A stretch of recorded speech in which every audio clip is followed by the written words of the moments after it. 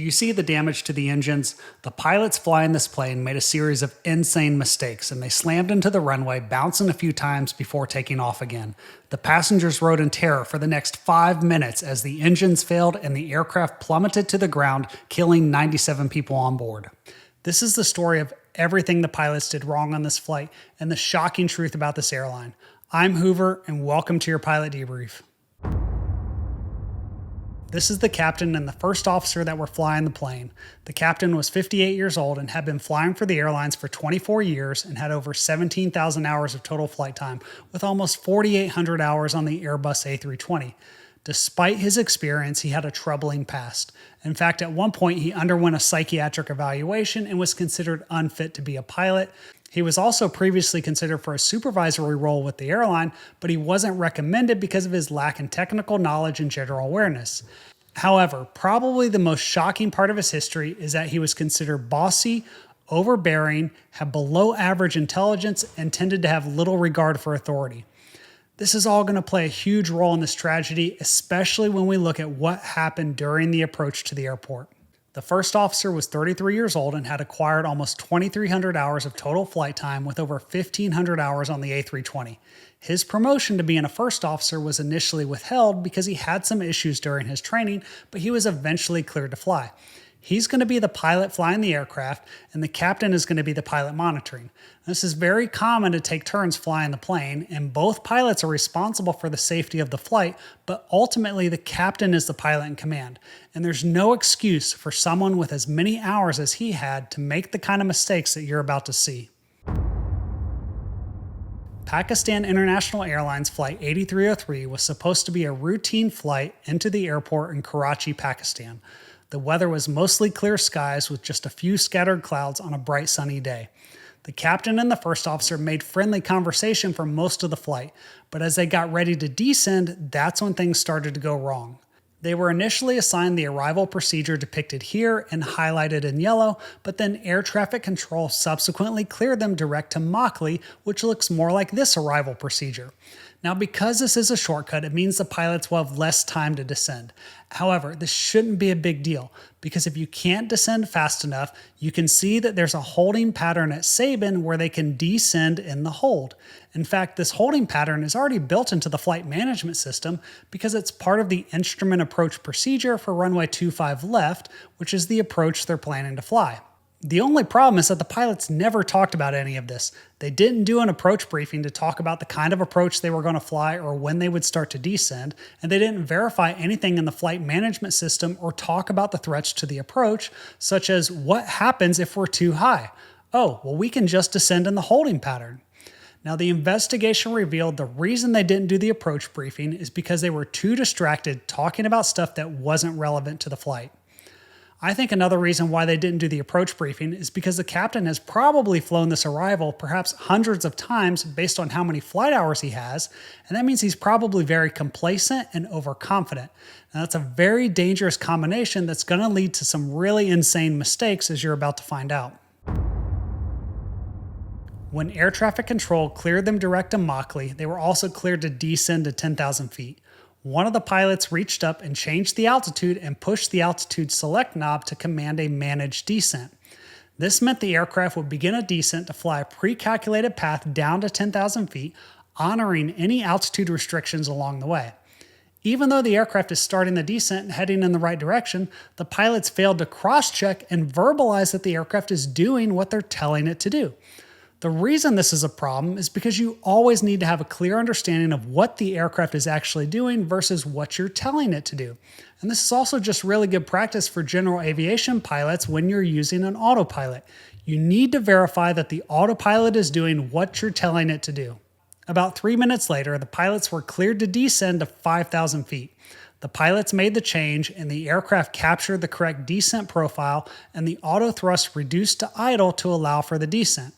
Unfortunately, once again, the pilots didn't verify this, and instead they kept talking about things that weren't relevant to the flight. At some point during the descent, they changed the radio frequency without being directed, and for about 2 minutes they weren't talking to anyone. They were so distracted by the conversation with each other that the approach controller had to call them on guard, which is the emergency frequency, and eventually got them back on the right radio. As the aircraft passed through 15,000 feet, they were cleared to descend further down to 3,000 feet and cleared for the ILS to runway 25 left. Still, no verification or discussion of what the aircraft is doing, and this is when things are going to start to spiral out of control. And that's because when the pilots got that clearance, they changed the altitude on the control panel to 3,000 feet, but they didn't update the flight management system. The reason that's a problem is because the aircraft has calculated a descent path to reach Sabin at an altitude of 8,900 feet because the aircraft assumes that they're going to enter the holding pattern and continue that descent down to 3,000 feet. Now, the pilots had two big clues available to help them see that this was about to happen. First, during the arrival, their navigational display showed a white curved arrow at Sabin reflecting the holding direction. Then, as the pilots got closer and crossed Mockley, the display would update to depict the entire holding pattern for them to see. They also could have looked down at their FMS and seen the entry into holding, the descent in holding down to 3,000 feet, and the exit from the holding point. The shocking truth is that if the pilots weren't distracted right now and instead they were verifying what the aircraft was doing, they could have updated the FMS to reflect 3,000 feet at Mockley, and simulator test proved that the aircraft would have adjusted the descent profile and they would have made the descent without any problems and everything would have been fine. Instead, the pilot mistakes are about to get a whole lot worse. The aircraft was at 9,300 feet when they reached Mockley, and this is still okay because remember, the FMS has that holding pattern built in at the next waypoint for them to continue their descent. And that's why the controller asked the pilots, confirm track mile comfortable for descent, and one of the pilots said affirm. The controller is essentially trying to figure out if they're going to continue to descend in the holding pattern or just continue with the approach. And at this point, the chaos in the cockpit begins. The captain knows they're high, but instead of just going into the hold and telling the controller, the captain goes into complete panic mode. He yells at the first officer, "What has happened? Stop, stop. Oh no, take out the hold, take out the hold." The first officer complied and asked if they should report the issue, but the captain told him no, just tell approach were established on the localizer. Keep in mind that the first officer is the pilot flying, so for most airlines that means your job is to fly the aircraft, and when you start that descent and the approach, the pilot monitoring should be the one making any changes to the FMS. And that's because they don't want the pilot flying being heads down messing with the FMS, especially below 10,000 feet. The other thing is usually the pilot monitoring does all the talking on the radio. But in this case, you've got the captain making the first officer fly the aircraft, talk on the radios, and make all the changes to the FMS. At this point, they're at 9,200 feet, and if they were flying the approach correctly without the holding pattern, they should have been down at 4,700 feet, so they're about twice as high as they should have been. Now, in order to fix the problem, the captain is going to extend the speed brakes, and then he's going to reach up and pull the altitude knob to activate open descent mode. This is going to command idle thrust, and the aircraft is going to generate a steeper rate of descent, but it's also going to disregard any other altitude restrictions that might exist on the approach. And that's why open descent mode is not recommended on final approach. While all of this is going on, the Karachi Tower can see the aircraft on radar, and they called Karachi approach and told them the aircraft was too high, and approach responded saying, "Yes, it's too high, I am observing and will give orbit." The controller asked the pilot what altitude they were passing, and the crew lied by rounding down a few hundred feet. Now they're over Sabin at 7,800 feet when they should have been down at 3,000 feet, and this is when one of the pilots just needs to say, "Go around." That way they can level off and they can tell approach that they're executing a missed approach. That would have been the safest and most logical thing to do, and it's just shocking to me how the first officer is just going along with whatever the captain is doing. Now, I understand it's probably a cultural thing for him to not speak up against what the captain is doing, but at some point, you have to value your own life and the safety of everyone on the plane more than your concern that you might offend the captain. Fortunately, the controllers are trying to help him out, and they point out the danger because when the aircraft is 10 miles from the runway, they told the pilot, 75 for 3,000, the present position is 10 miles from touchdown. Basically, that's a polite way of telling the pilot, you're 4,500 feet high and only 10 miles from the runway. What do you want to do? And the captain's answer was simply, "No problem, sir." A few seconds later, the target airspeed was changed to 248 knots and the landing gear was lowered. Neither one of the pilots called for the gear to be lowered, and whoever lowered the gear didn't say anything about doing it. Now, with the landing gear and the speed brakes extended, their rate of descent increased to 7,500 feet per minute, which is insane considering how close they are to the ground. The controller again tried to warn them, saying, "Sir, orbit is available if you want." And the captain directed the first officer to tell them it's okay, and he hesitated but eventually said, "Negative. We are comfortable, we can make it, inshallah," which basically means God willing. So in my mind, the first officer knows that they're not going to make it, but he doesn't say or do anything about it. About 30 seconds later, the captain said to the first officer, "He will be surprised what we have done." And to me, this just demonstrates how insanely dangerous the captain is because of his overconfidence and complacency. The controller tried to warn them again a fourth time when they were about 7 miles from the runway, telling the pilots, "Disregard, turn left heading 180. Technically, the terminology should have been something like cancel approach clearance, fly heading 180, maintain 3,000 feet. Honestly, it doesn't really matter though because the pilots ignored the controller and a few seconds later they said, "We are comfortable now out of 3,500 for 3,000 established." Once again, lying about their altitude. Remember that it's a clear sunny day, so the pilots should be able to look outside and easily see the runway and be able to visually assess how dangerous this is.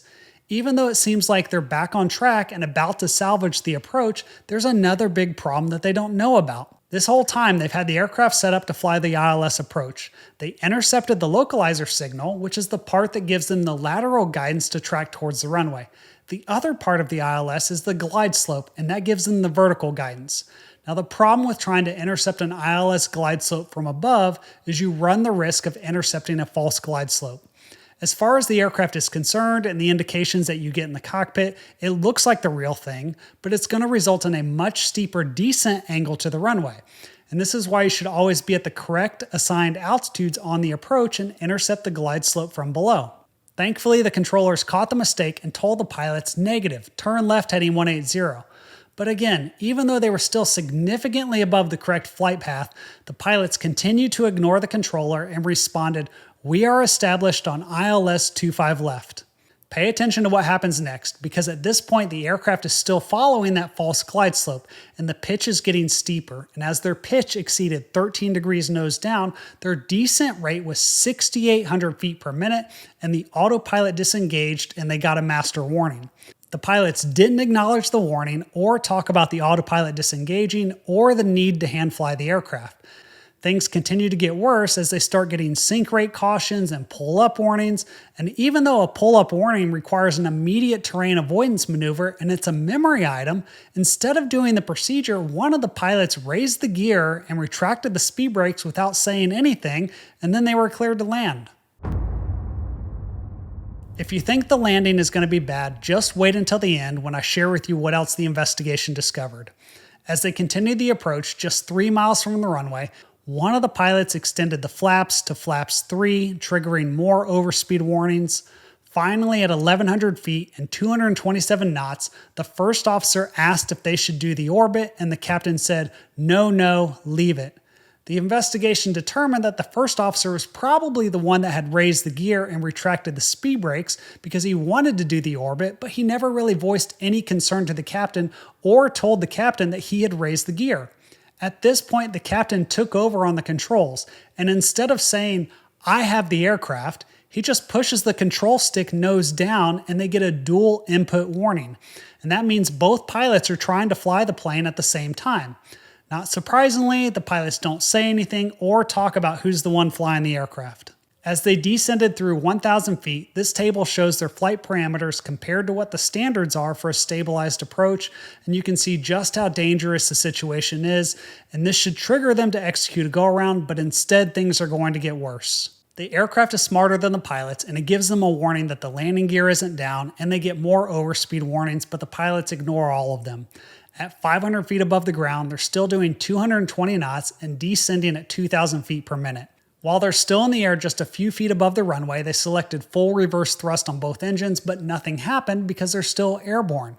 They ended up landing gear up, and as the engines made contact with the runway, the captain had full nose down input on his control stick, while the first officer was pulling his control stick almost full nose up. They got an engine fire warning on the number 2 engine as they bounced and skidded down the runway, and eventually the first officer yelled out, "Take off, sir, take off."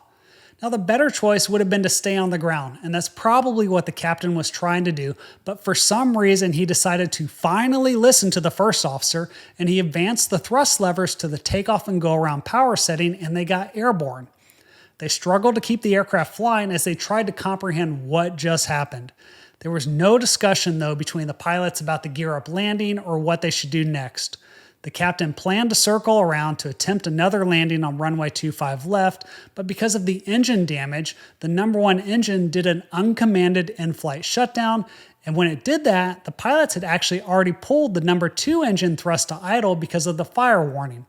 Now that number 2 engine stayed at idle for about 1 minute until the pilots realized it and they re-advanced that thrust lever. Unfortunately, due to the damage to the engine was only operating at about 65%. And as they began a base turn towards the runway, they had multiple stall warnings and the aircraft begins losing altitude. And then one of the pilots lowered the landing gear and they crashed into a residential neighborhood. There were 91 passengers and 8 crew members on the aircraft. Somehow 2 passengers managed to survive the crash. The survivors received $3,125 in compensation and the victims' families got $6,250. The investigation discovered that the captain had flown 289 flights in the last 12 months prior to the crash. They analyzed those flights and found several unstabilized approaches with numerous high speed, high rate of descent, and jip whiz warnings on his flights without any go-arounds. 1 month after the crash, the investigation revealed that 34% of Pakistan International Airlines pilots had fake or suspicious pilot licenses, with pilots often paying others to take exams for them. The craziest part about this entire story is that despite all of the insane and dangerous mistakes, the investigation determined that if the pilots had just left the landing gear down, it was possible that they could have stopped on the runway and everyone probably would have lived. Now, hopefully this gave you a good look at how complacency and overconfidence can lead to some really insane mistakes. And if you found the video helpful, then be sure to check out another one on the channel, and I'll see you next time.